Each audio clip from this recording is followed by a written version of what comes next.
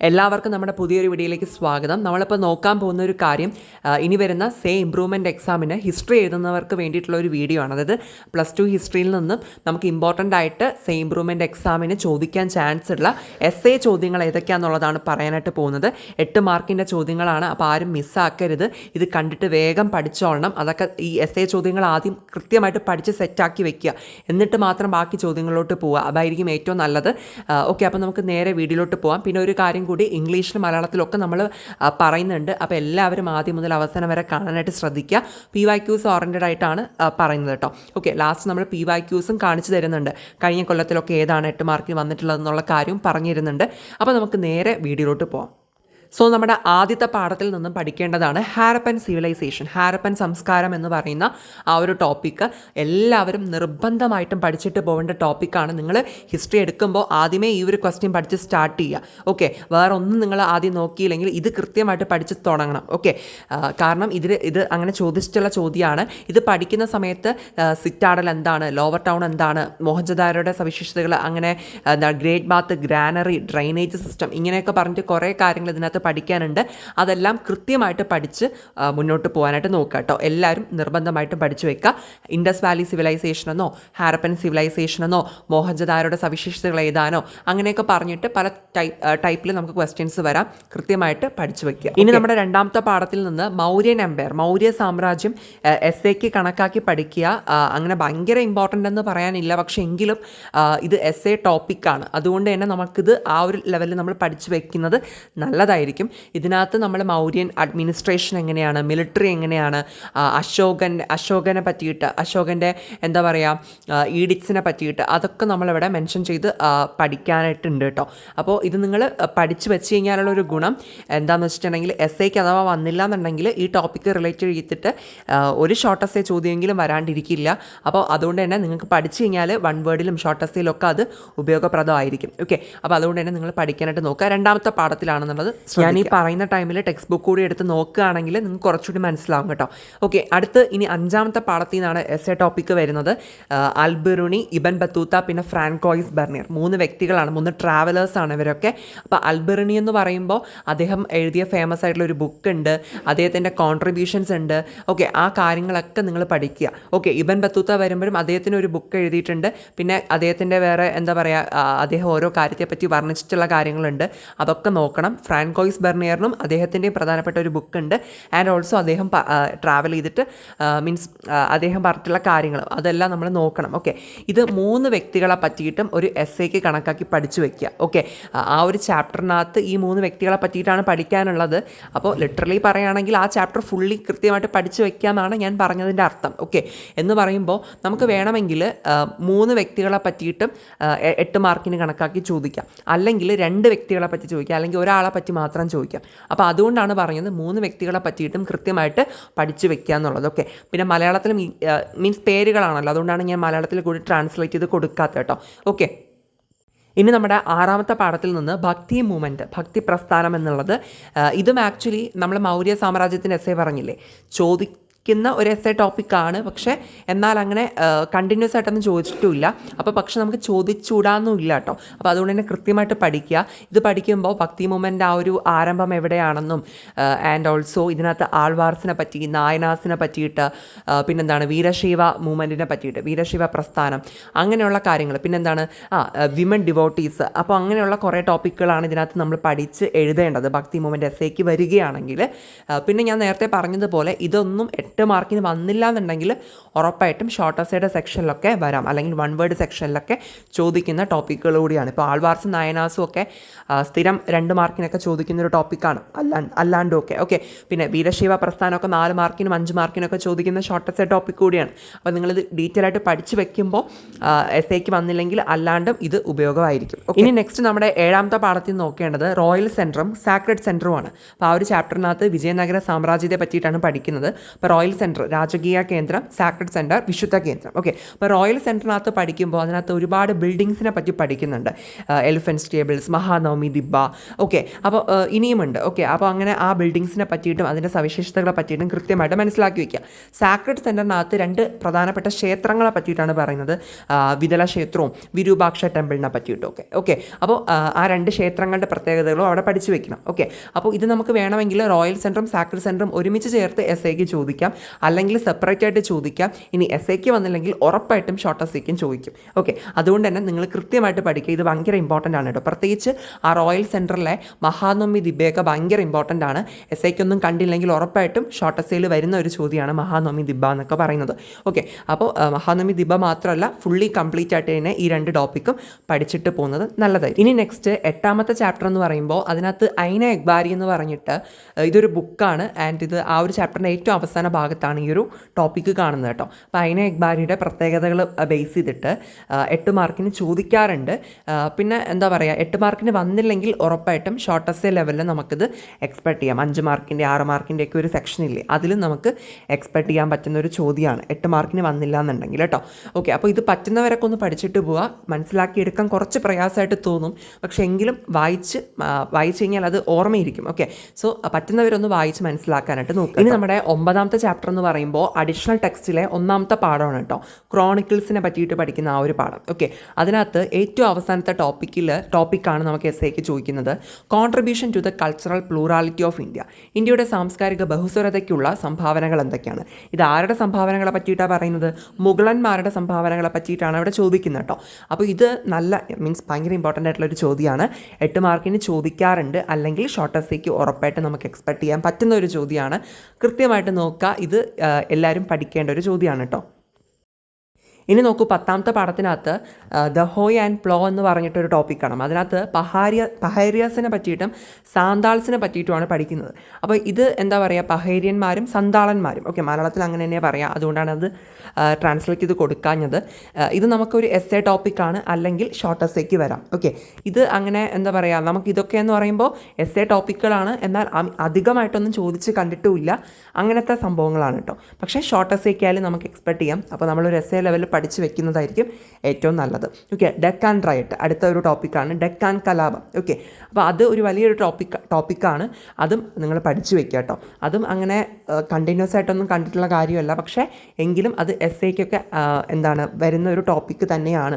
അത് ഇങ്ങനെ 8 മാർക്കിന് ചോദിച്ചില്ലെങ്കിൽ 5 മാർക്കിൻ്റെ സെക്ഷനിലൊക്കെ നമുക്ക് പ്രതീക്ഷിക്കാം. ഓക്കെ, സോ അതുകൊണ്ട് തന്നെ ഈ 2 ടോപ്പിക്സുമാണ് 10ാമത്തെ ചാപ്റ്ററിൽ നിന്ന് നോക്കേണ്ടത്. ഇനി നമ്മുടെ 11ാമത്തെ പാഠത്തിൽ വളരെ ഇമ്പോർട്ടൻ്റ് ആയിട്ടുള്ള ഒരു എസ്സേ ടോപ്പിക് ഉണ്ട്. റിവോൾട്ട് ഓഫ് 1857, 1857 വിപ്ലവത്തെ പറ്റിയിട്ട്. ഓക്കെ, അപ്പോൾ അതിനകത്ത് എന്തൊക്കെ കാര്യങ്ങളാണ് പ്രത്യേകിച്ച് ശ്രദ്ധിച്ച് പഠിക്കേണ്ടതെന്നുള്ളത് ഞാൻ നെക്സ്റ്റ് ഒരു വീഡിയോ ക്ലിപ്പിലൂടെ കാണിച്ചു തരാം. ആ ഒരു 1857 റിവോൾട്ട് ചോദിക്കുന്ന സമയത്ത് നമ്മൾ ആ ഒരു എസ്സേക്ക് വേണ്ടിയിട്ട് പഠിക്കേണ്ട കാര്യങ്ങൾ എന്തെല്ലാമാണെന്നൊന്ന് പറഞ്ഞുതരാം. മലയാളം മീഡിയം ടെക്സ്റ്റ് വെച്ചിട്ടുള്ള എന്താണെന്ന് വെച്ചിട്ടുണ്ടെങ്കിൽ ഇതിൽ ഇംഗ്ലീഷിൻ്റെ ടോപ്പിക്സ് കൂടി ഒരുമിച്ച് കൊടുത്തിട്ടുണ്ട്. അതുകൊണ്ടാണ് ഈ ഒരു ടെക്സ്റ്റ് ബുക്ക് നോക്കി കാണിച്ചു തരുന്നത് കേട്ടോ.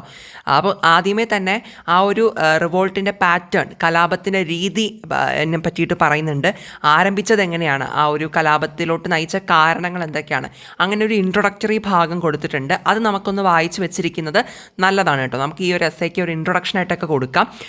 ഓക്കെ, ജസ്റ്റ് നിങ്ങളത് വായിച്ച് വെച്ചിരുന്നാൽ മതിയാവും. പിന്നെ നിർബന്ധമായിട്ടും നേതാക്കളും അനുയായികളും, ലീഡേഴ്സ് ആൻഡ് ഫോളോവേഴ്സ്, അതായത് ഈ ഒരു 1857 വിപ്ലവം പല പ്രദേശങ്ങളിലായിട്ട് പല നേതാക്കന്മാരായിരുന്നു നയിച്ചിട്ടുണ്ടായിരുന്നത് അല്ലേ.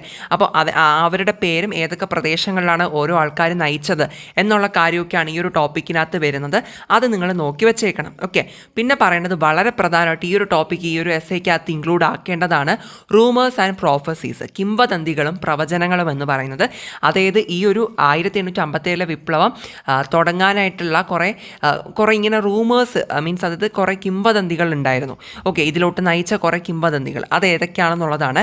ഇതൊക്കെ സെപ്പറേറ്റ് ആയിട്ടും എസ്സേക്ക് 1857 റിവോൾട്ട് വന്നില്ലെങ്കിൽ സെപ്പറേറ്റ് ആയിട്ടും ഇതിൽ ഏത് ടോപ്പിക്ക് വേണോ നമുക്ക് ക്വസ്റ്റ്യൻ ആയിട്ട് വരാം. ഓക്കെ, ദെൻ അടുത്ത നോക്കൂ, why did people believe in the rumours, ജനങ്ങൾ എന്തുകൊണ്ടാണ് കിംവദന്തികളിൽ വിശ്വസിച്ചത്. അപ്പോൾ ആ ഒരു ടോപ്പിക് ടോപ്പിക്കും ഇതിന് വേണ്ടിയിട്ട് പഠിച്ചു വെക്കണം. പിന്നെ അവധിലെ കലാപം, അവധ് ഇൻ റിവോൾട്ട് എന്ന് പറയുന്നത്, അതായത് അവധ് എന്ന് പറയുന്ന ആ ഒരു രാജ്യത്തിൽ അല്ലെങ്കിൽ ആ ഒരു പ്രദേശത്ത് നടന്ന കലാപം. ഓക്കെ, അതും നിങ്ങൾ നോക്കി വെക്കേണ്ട ഒരു കാര്യമാണ്, ഈ ഒരു എസ്സേക്കകത്ത് ഇൻക്ലൂഡ് ആക്കേണ്ട കാര്യമാണ്. പിന്നെ ഫിറങ്കി രാജ്യം ഒരു ലോകത്തിൻ്റെ അന്ത്യവും, Firangi Raja and the end of a world. അപ്പോൾ ഫിറങ്കി രാജ അതിനകത്ത് ഈ ഒരു എസ്സേക്കകത്ത് ഇൻക്ലൂഡ് ആക്കേണ്ട കാര്യമാണ്. അതുപോലെ തന്നെ കലാപകാരികൾ എന്താണ് ആഗ്രഹിച്ചത് എന്നുള്ളൊരു കാര്യം പറയുന്നുണ്ട്. പിന്നെ ഇവിടെ ഓർക്കേണ്ടത് എന്താണ്, നോക്കൂ, അടിച്ചമർത്തലിൻ്റെ പ്രതീകങ്ങൾക്കെതിരെ, അതായത് എന്താണ് ഈ ഒരു ബ്രിട്ടീഷുകാരുടെ അടിച്ചമർത്തലുമായിട്ട് ബന്ധപ്പെട്ട് അതൊക്കെ ജസ്റ്റ് ഒന്ന് വായിച്ചു വെച്ചിരുന്നാൽ മതിയാവും. പിന്നെ ഈ ഒരു അടിച്ചമർത്തൽ, റിപ്രഷൻ, അതായത് ഇവിടെ പറയുന്നത് ഈ ഒരു 1857 വിപ്ലവത്തെ ബ്രിട്ടീഷുകാരെങ്ങനെ അടിച്ചമർത്തി എന്നുള്ള ഒരു കാര്യമാണ് ഇവിടെ പറയുന്നത് കേട്ടോ. അപ്പോൾ ഈ ഒരു ടോപ്പിക്ക് വരെ നിങ്ങൾ ഈ ഒരു എസ്സേക്ക് വേണ്ടിയിട്ട് വായിച്ചു വെക്കുന്നത് നല്ലതായിരിക്കും. പിന്നെ ഒരു കാര്യം, 8 മാർക്കിന് നമുക്ക് ചോദിക്കുമ്പോൾ ഇതെല്ലാം കൂടി നമുക്ക് അവിടെ എഴുതാൻ ടൈം കിട്ടില്ല, അങ്ങനെ എഴുതേണ്ട ആവശ്യമില്ല. പക്ഷെ നമുക്ക് ക്വസ്റ്റ്യൻ വരുമ്പോൾ കറക്റ്റായിട്ട് ഹിൻസ് കൊടുത്തിട്ടുണ്ടാവും ഏതൊക്കെ ടോപ്പിക്സിൽ നിന്നാണ് നമ്മൾ എഴുതേണ്ടത് എന്നുള്ളത്. ഓക്കെ, അത് നിങ്ങൾക്ക് പ്രീവിയസ് ഇയർ ക്വസ്റ്റ്യൻ കാണിച്ചു തരുമ്പോഴും മനസ്സിലാവും. നമ്മൾ ഈ ഒരു വീഡിയോയുടെ അവസാനം കാണിച്ചു തരുന്നുണ്ട് കേട്ടോ. ഓക്കെ, അപ്പോൾ ഹിൻസ് കൊടുത്തിട്ടുണ്ടാവും. ഓക്കെ, അപ്പോൾ നമുക്ക് ഇത്രയും ടോപ്പിക്സ് ഒന്ന് വായിച്ച് വെച്ചിട്ട് പോയാൽ മാത്രമാണ് നമുക്ക് ആ ഒരു എസ്സേ കറക്റ്റായിട്ട്, കാരണം ഹിൻസായിട്ട് അവർ ഏത് ടോപ്പിക്ക് വേണോ കൊടുക്കാൻ ചാൻസ് ഉണ്ട്. ഓക്കെ, അപ്പോൾ അതുകൊണ്ട് തന്നെ നിങ്ങൾ ഇത്രയും കാര്യങ്ങൾ അറ്റ്ലീസ്റ്റ് ഒന്ന് വായിച്ച് വെക്കുക എന്നുള്ളത് മാത്രമേ പറയാനുള്ളൂ. ഇനി അഥവാ ഹിൻസ് കൊടുക്കാതെയാണ് 857 റിവോൾട്ടിനെ പറ്റിയിട്ട് എസ്സേ എഴുതാൻ ചോദിക്കുകയാണെങ്കിൽ നിങ്ങൾക്ക് ഈ ടോപ്പിക്സിനൊക്കെ പറ്റിയിട്ട് എന്താണ് ടൈം അനുസരിച്ച് ടൈം ബാലൻസ് ചെയ്ത് നിങ്ങൾക്ക് എഴുതാവുന്നതാണ്. പ്രത്യേകിച്ച് 857 റിവോൾട്ട് പഠിക്കുമ്പോൾ പ്രത്യേകം ശ്രദ്ധിക്കേണ്ടത് ആ കിംവദന്തികൾ എന്തൊക്കെയാണെന്നുള്ളത് കൃത്യമായിട്ട് എല്ലാവരും പഠിച്ചു വയ്ക്കണം. റൂമേഴ്സ് ആൻഡ് പ്രൊഫസീസ് എന്ന് പറയുന്നത്, അതുപോലെ തന്നെ ഓരോ പ്രദേശത്തിൻ്റെ പേരും അവിടെ ആരൊക്കെയാണ് ഈ ഒരു വിപ്ലവം നയിച്ചത് എന്നുള്ളത് കൃത്യമായിട്ട് പഠിച്ചു വയ്ക്കണം. പിന്നെ അവധിലെ കലാപം കൃത്യമായിട്ട് പഠിക്കണം. ജനങ്ങൾ എന്തുകൊണ്ട് കിംവദന്തികളിൽ വിശ്വസിച്ചു എന്നുള്ള കാര്യം കൃത്യമായിട്ട് പഠിക്കേണ്ടതാണ്. ഫിറങ്കി രാജ് കൃത്യമായിട്ട് പഠിക്കേണ്ടതാണ്. ഓക്കെ, പിന്നെ പറയേണ്ടത് ശിപ്പായികൾ അനുഭവിച്ച ആ ഒരു പ്രശ്നം, ബ്രിട്ടീഷുകാരിൽ നിന്ന് അവരനുഭവിക്കേണ്ടുന്ന പ്രശ്നങ്ങൾ, ആ കാര്യവും ഇത്രയും കാര്യങ്ങൾ മസ്റ്റായിട്ടും കൃത്യമായിട്ട് പഠിച്ചു വയ്ക്കുക.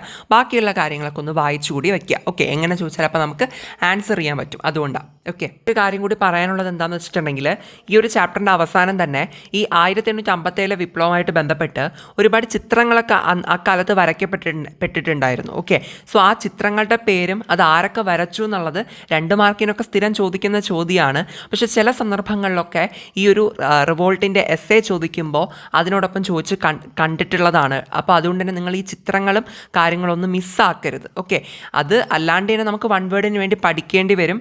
പക്ഷേ എസ്സേക്ക് വേണ്ടിയിട്ട് കൂടി മേ ബി ചോദിക്കുകയാണെങ്കിൽ നമുക്ക് എഴുതാൻ പറ്റണം. അതുകൊണ്ട് തന്നെ നിങ്ങൾ മറന്നു പോകരുത്. അതുകൊണ്ടാണ് ആ ഒരു കാര്യം കൂടി ഇപ്പോൾ ആഡ് ഓൺ ചെയ്ത് പറയുന്നത്. ഓക്കെ, ഇനി നെക്സ്റ്റ് ഈ ഒരു +2 സേ ഇംപ്രൂവ്മെൻറ്റ് ഹിസ്റ്ററി എക്സാം എഴുതുന്നവരാണെങ്കിൽ നിർബന്ധമായിട്ടും പഠിച്ചിട്ട് പോകേണ്ട ഒരു ചോദ്യമാണ് അടുത്ത് പറയുന്നത്.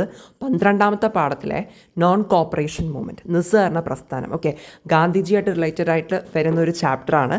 അപ്പോൾ ഇത് നിങ്ങൾ കൃത്യമായിട്ട് മനസ്സിലാക്കാൻ ഞാൻ പറയുമ്പോൾ ടെക്സ്റ്റ് ബുക്ക് എടുത്ത് വേണമെങ്കിൽ ഒന്ന് നോക്കി നോക്കുക. നോൺ കോപ്പറേഷൻ മൂവ്മെൻറ്റ് എന്ന് പറയുമ്പോൾ അത് ഇതിനകത്ത് നമുക്ക് പല ടോപ്പിക്സ് പഠിക്കാനുണ്ട്. ഓക്കെ, അതായത് ആ ഒരു ചാപ്റ്ററിൻ്റെ തുടക്കത്തിൽ തന്നെ കൊടുത്തിട്ടുള്ളതാണ് ഏർലി സത്യാഗ്രഹാസ് ഓഫ് മഹാത്മാഗാന്ധി, അതായത് മഹാത്മാഗാന്ധിയുടെ ആദ്യകാല സമരങ്ങൾ. നമ്മുടെ ചമ്പാരൻ, അഹമ്മദാബാദ്, ഖേദയിലൊക്കെ നടന്നില്ലേ സമരം. ഓക്കെ, അത് ആ ഒരു ടോപ്പിക്ക് നിങ്ങൾ പഠിക്കണം. ഓക്കെ, പിന്നെ ഈ ഒരു നോൺ കോപ്പറേഷൻ മൂവ്മെൻറ്റിലോട്ട് ഗാന്ധിജിയെ നയിച്ച 3 കാരണങ്ങളാണ് ജാലിയൻ വാല ബാഗ് ട്രാജഡി, പിന്നെന്താണ് നമ്മുടെ റൗലത്ത് നിയമം, അതുപോലെ തന്നെ എന്താണ് അലിഗഡ് മൂവ്മെൻറ്റ്. ഓക്കെ, അപ്പോൾ ഇതൊക്കെ എന്ന് പറയുമ്പോഴും കൃത്യമായിട്ട് എന്ത് ചെയ്യണം, നോക്കി വെക്കണം. അതും ഇതിനകത്ത് നമ്മൾ ഇൻക്ലൂഡ് ആക്കേണ്ട പോയിന്റുകളാണ്. ഓക്കെ, പിന്നെ അത് മാത്രമല്ല ഈ ഒരു നോൺ കോപ്പറേഷൻ മൂവ്മെൻറ്റുമായിട്ട് റിലേറ്റഡ് ആയിട്ട് അതിൻ്റെ കുറേ സവിശേഷതകളുണ്ട്, അതിൻ്റെ അനന്തരഫലങ്ങളുണ്ട്, അതൊക്കെ നിങ്ങൾ പഠിച്ചു വെക്കണം. ഓക്കെ, പിന്നെ ഈ ഒരു നോൺ കോപ്പറേഷൻ മൂവ്മെൻറ്റ് അവസാനിക്കുന്നത് എന്തുകൊണ്ടാണെന്ന് വെച്ചിട്ടുണ്ടെങ്കിൽ ചൗരി ചൗര സംഭവത്തോടു കൂടിയാണ് ഗാന്ധിജി ഇത് നിർത്തലാക്കുന്നത്. അപ്പോൾ ആ ചൗരി ചൗര ഇൻസിഡൻറ്റിനെ പറ്റിയിട്ടും അവിടെ പഠിക്കേണ്ടതാണ്. ഓക്കെ, അപ്പോൾ പിന്നെ ഇതിത്രയും നമുക്ക് കൃത്യമായിട്ട് ഈ ഒരു എസ്സേക്ക് വേണ്ടിയിട്ട് നോക്കി വയ്ക്കണം. അല്ലാണ്ട് തന്നെ ആ ഒരു ചാപ്റ്ററുമായിട്ട് ബന്ധപ്പെട്ട് 3 വട്ടമേശ സമ്മേളനങ്ങളെ പറ്റി പഠിക്കുന്നുണ്ട്, 3 റൗണ്ട് ടേബിൾ കോൺഫറൻസസിനെ പറ്റിയിട്ട്. അതും നിങ്ങൾ പഠിച്ചു വെക്കണം. പിന്നെ എന്താണ് സോൾട്ട് സത്യാഗ്രഹ, ഉപ്പ് സത്യാഗ്രഹത്തെ പറ്റി പഠിക്കുന്നുണ്ട്, അതും പഠിക്കേണ്ടതാണ്. അത് മാത്രമല്ല quit India movement, quit India സമരം ഉണ്ടല്ലോ, അതിനെ പറ്റിയിട്ടും പറയുന്നുണ്ട്, അതും പഠിക്കേണ്ടതാണ്. ഓക്കെ, ഈ സോൾട്ട് സത്യാഗ്രഹ റിലേറ്റഡ് ആയിട്ടാണ് ദണ്ഡി യാത്ര, ദണ്ഡി മാർച്ചൊക്കെ വരുന്നത്. ഓക്കെ, അപ്പോൾ ഞാനിപ്പോൾ പറഞ്ഞ ടോപ്പിക്സ് ഒന്നുകൂടി പറഞ്ഞുതരാം. ഏർലി സത്യാഗ്രഹാസ് ഓഫ് മഹാത്മാ മഹാത്മാഗാന്ധി ആ ചമ്പാരൻ, ഖേദ, അഹമ്മദാബാദിലൊക്കെ നടത്തിയ സമരം, പിന്നെ ഈ ഒരു നോൺ കോപ്പറേഷൻ മൂവ്മെൻറ്റിലോട്ട് നയിച്ച കാരണങ്ങൾ, റൗലത്ത് നിയമം, ജാലിയൻ വാലാബാഗ് കൂട്ടക്കൊല, പിന്നെ എന്താണ് അലിഗഡ് മൂവ്മെൻറ്റ് ആ ഒരു കാര്യം, പിന്നെ എന്താണ് നോൺ കോപ്പറേഷൻ മൂവ്മെൻറ്റിൻ്റെ സവിശേഷതകൾ, അതിനകത്ത് തന്നെ 2 പ്രോഗ്രാംസ് ഒക്കെ ആയിട്ട് ഡിവൈഡ് ചെയ്തിട്ടുണ്ട്, വായിക്കുമ്പോൾ അതൊക്കെ കിട്ടും. പിന്നെ അതിൻ്റെ അനന്തര ഫലങ്ങൾ, ആ ഒരു കാര്യം, പിന്നെ എന്തുകൊണ്ട് നിർത്തലാക്കി, അത് ചൗരി ചൗര സംഭവത്തോടു കൂടിയാണ് ഇത് നിർത്തലാക്കുന്നത്. അപ്പോൾ ആ ഒരു ഇൻസിഡൻറ്റിനെ പറ്റി പഠിക്കണം. പിന്നെ എന്താ പറഞ്ഞത്, ഉപ്പ് സത്യാഗ്രഹം, ദണ്ഡി യാത്ര, ആ ഒരു കാര്യം, ക്വിറ്റ് ഇന്ത്യ സമരം, പിന്നെ 3 വട്ടമേശ സമ്മേളനങ്ങളെ പറ്റിയിട്ടും ഈ കാര്യങ്ങളെല്ലാം പഠിക്കുമ്പോൾ ആക്ച്വലി ആ ചാപ്റ്റർ ഏറെക്കുറെ ഫിനിഷാവും.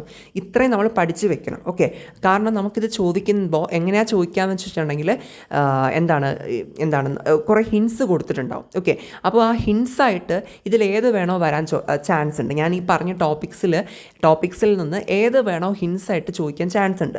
അപ്പോൾ അതുകൊണ്ടാണ് ഞാൻ പറഞ്ഞത് ഇത്രയും കാര്യങ്ങൾ നമ്മൾ തറവായിട്ട് പഠിച്ചു വെക്കണമെന്നുള്ളത്. ഓക്കെ, കാരണം ഇത്രയും ടോപ്പിക്സും കവർ ചെയ്തിട്ട് പോകും. കാരണം ഏതായിരിക്കും ഹിൻസായിട്ട് കൊടുക്കുക എന്നുള്ളത് നമുക്ക് പറയാൻ പറ്റത്തില്ല. നേരത്തെ മറ്റേ 1857 വിപ്ലവത്തിൻ്റെ എസ്സേയുടെ കാര്യം പറഞ്ഞില്ലേ, അതുപോലെ തന്നെയാണ് എവിടെയെന്ന് പറയുന്നത്.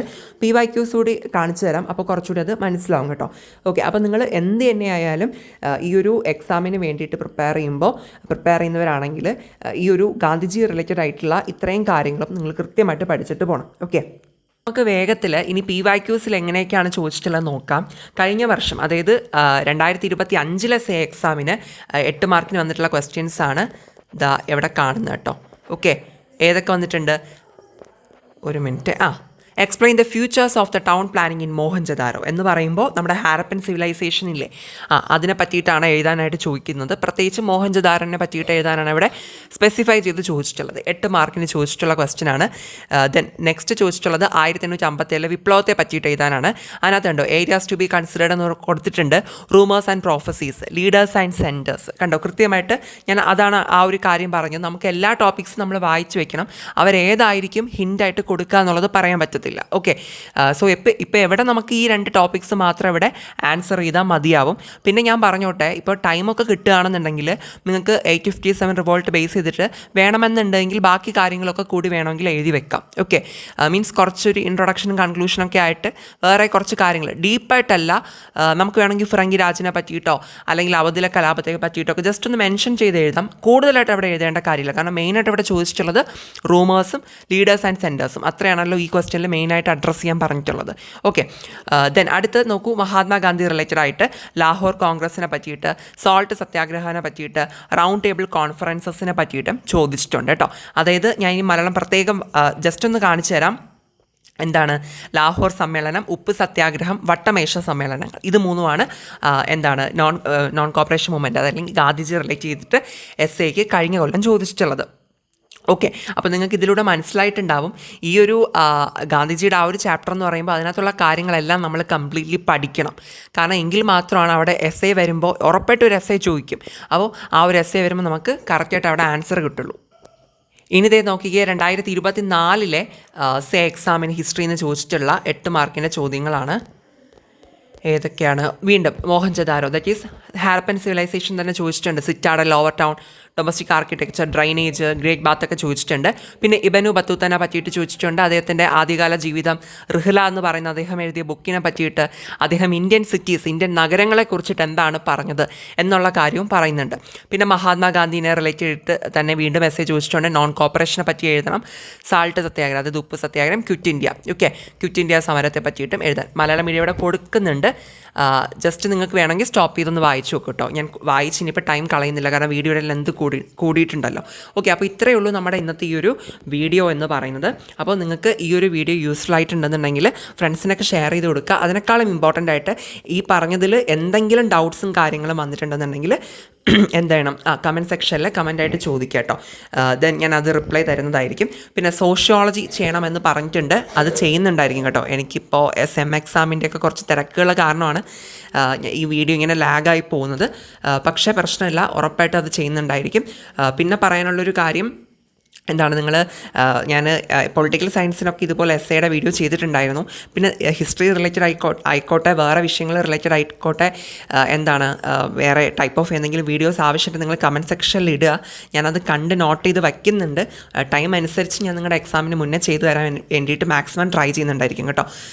പിന്നെന്താണ് പിന്നെ പറയാനുള്ളത്, ലൈക്ക് ചെയ്യുക, സബ്സ്ക്രൈബ് ചെയ്യുക, ഹൈപ്പ് തരാനും മറന്നു പോകരുത്. ഓക്കെ, പിന്നെ നമ്മുടെ ഹിസ്റ്ററി റിലേറ്റഡ് ആയിട്ട് തന്നെ മാപ്പിൻ്റെയും ഒക്കെ വീഡിയോസ് വേണമെന്നുണ്ടെങ്കിൽ ഒന്ന് ചോദിച്ചാൽ മതി. പറ്റുന്ന പോലെ നമ്മൾ എന്ത് ചെയ്യുന്നുണ്ടായിരിക്കും, ചെയ്തു തരുന്നുണ്ടായിരിക്കും. ഓക്കെ, പിന്നെ ഇംഗ്ലീഷിനും പൊളിറ്റിക്സിനും ഒക്കെ വേണ്ടിയിട്ടുള്ള ഇതുപോലത്തെ ഇമ്പോർട്ടൻ്റ് ആയിട്ടുള്ള വീഡിയോസൊക്കെ ചെയ്തിട്ടുണ്ട്. അതൊക്കെ ആവശ്യമുള്ളവരൊന്ന് കണ്ട് നോക്കുക കേട്ടോ. ഓക്കെ, പിന്നെ ഒരു കാര്യം കൂടി പറയാനുള്ളത്, ഹിസ്റ്ററി റിലേറ്റഡ് ആയിട്ട് നിങ്ങൾ +2 ആ ഒരു ടൈമിൽ അത്യാവശ്യം വീഡിയോസൊക്കെ ചെയ്തിട്ടുണ്ട്. അപ്പോൾ അതൊക്കെ നിങ്ങൾക്ക് നമ്മുടെ പ്ലേലിസ്റ്റിൽ നോക്കിക്കഴിഞ്ഞാൽ കിട്ടും കേട്ടോ. അപ്പോൾ ആവശ്യമുള്ളവർ ജസ്റ്റ് അതൊക്കെ എടുത്തൊന്ന് കണ്ടു നോക്കുക. ഓക്കെ, അപ്പോൾ ഇത്രയേ ഉള്ളൂ നമ്മുടെ ഇന്നത്തെ ഈ ഒരു വീഡിയോ എന്ന് പറയുന്നത്. Thank you.